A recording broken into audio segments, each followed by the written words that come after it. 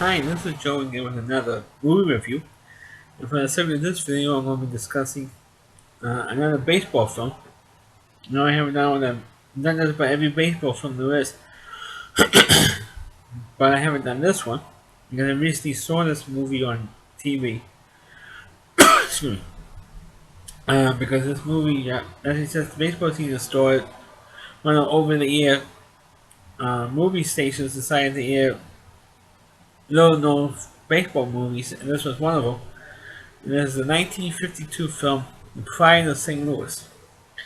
Not to be confused with the Spirit of St. Louis, not to be confused with Pride of the Yankees, but it's the Pride of St. Louis. And ironically, the guy who wrote the movie was one of the co-writers for Pride of the Yankees. Because this movie, The Pride of St. Louis, is actually based on the life and career of Hall of Famer Dizzy Dean. He was a pretty colorful character back in the 1930s. The movie tells how he met his wife, how he got into playing for the St. Louis Cardinals, and of course his unfortunate injury. He suffered a broken toe.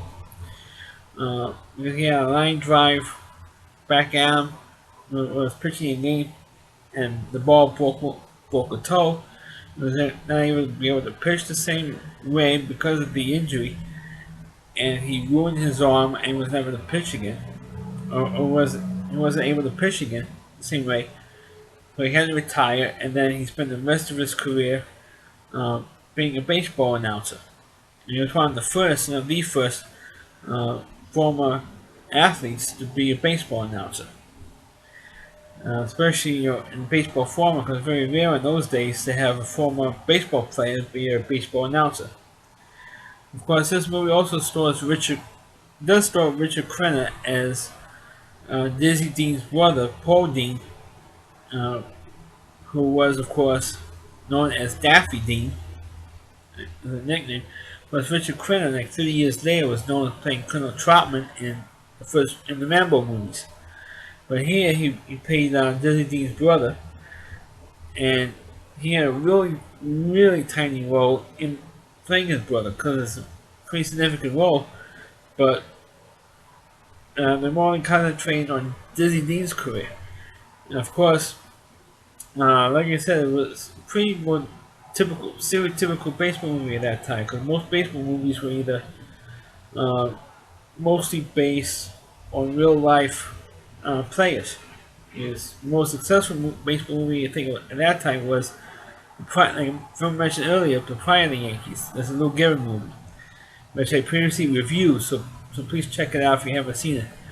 Of course, most baseball movies, this movie was pretty bland and dull, and to me, the life of Dizzy Dean, though he was a colorful character, the movie itself was pretty dull. Because the actor who played the part of Dizzy Dean was pretty boring. But the boy, I mean, he got the accent down pretty well, or trying to imitate Dizzy Dean's accent. And but I mean, other than that, it's pretty dope. Because the reason why is because you didn't see also stereotypical at the time with baseball films.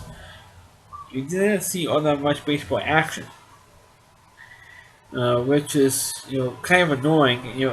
For me as a baseball fan, to be being kind of annoying to me because you see a baseball movie to see the baseball scenes in the film.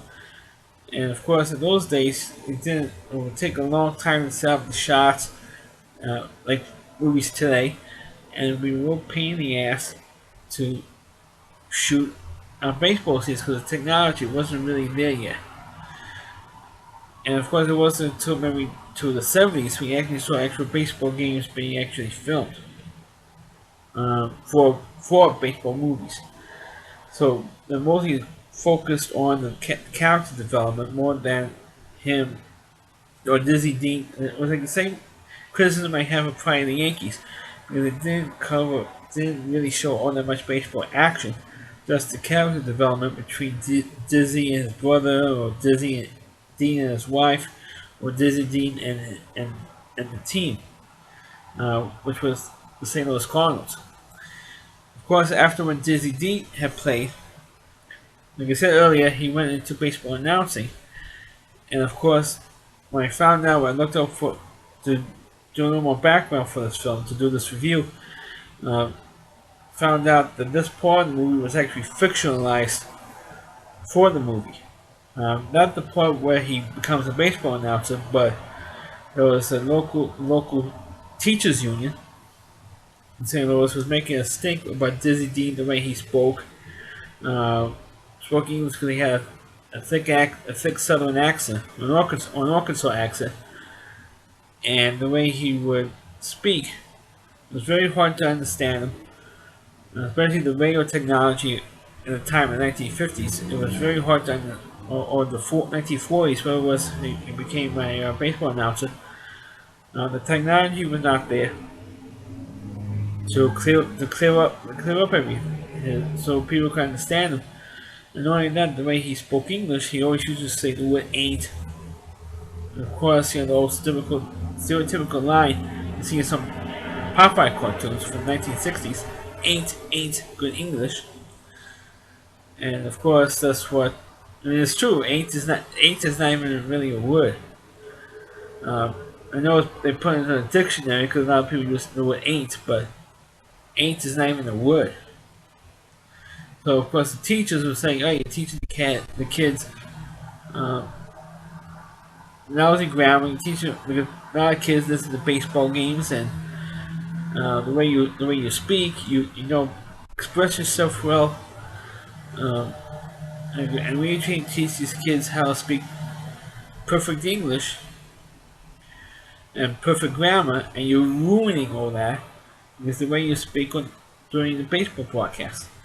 So Dizzy Dean, of course, wanted to quit over it because he's getting all this criticism from the teachers because he doesn't want the kids to speak like that, obviously.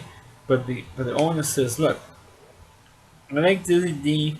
He's a good announcer despite the way he speaks, and I want to keep him on. So of course the teachers were protesting the St. Louis Cardinals for keeping Dizzy Dean on as a baseball announcer. And of course they had a line that said, look, and of course the kids were saying to the teachers, so look, we like Dizzy Dean. He's teaching us baseball. Despite the way he speaks, the way he uses language, he's teaching us English. So the teachers can see this. So, okay, we teach the kids English. You teach them baseball, and that's how it went. So don't speak. And even he says, so on the radio, don't speak like me. I speak the way I was taught, and you speak the way you kids are taught. And we leave it at that. I'm teaching you baseball, so just learn baseball from me, but not to speak English. And that's pretty much how you know, the movie went. And like I said, it's a pretty bad movie. Uh, I mean, I watched the movie just for the sake of I had never seen it before, so one time I take the movie, so okay, great, see the movie, but it's a pretty I mean, it is a pretty forgettable movie. The Pride of St. Louis. This is a review of The Pride of St. Louis. I know I'm ending this video pretty quick, but I want to say something here. Uh, a friend of mine, Christine Moore, who of course in the last few videos I've been doing for the last no more than a year, uh, he's been kind enough to post my videos on his website. I want to congratulate him for producing and recording his 200th episode of TV Trash. And I'm grateful that I'm one of his contributors to his website for a little more than a year. And I'm glad that I'm part of his experience. I'm glad that I helped promote his website. I'm proud to do it. He never asked me to promote his website. Uh, I have been doing so because, you know, my appreciation of him posting my videos on his website. I do appreciate it, and I thank him for doing it, and I'm proud that I say that he's my business friend for the most part, and I enjoy doing my videos. I, I do enjoy doing these videos, and I do enjoy watching his videos. because he's truly a great entertainer and all that stuff. And I mean, like I said, I've been watching his videos for 5 years now, and he does do a great job with his videos, and I appreciate what he does, and I like what he does, and I also do like the fact that he likes my videos. I mean, he doesn't have to. I know he's doing me a favor by putting my videos on his website, and I do appreciate it, and I thank him for it. I think that we developed this business friendship here, and I wish that, and I hope that we will continue doing so. And I do hope he does continue his TV trash reviews because I really do enjoy it. So I just want to end this thing on that note.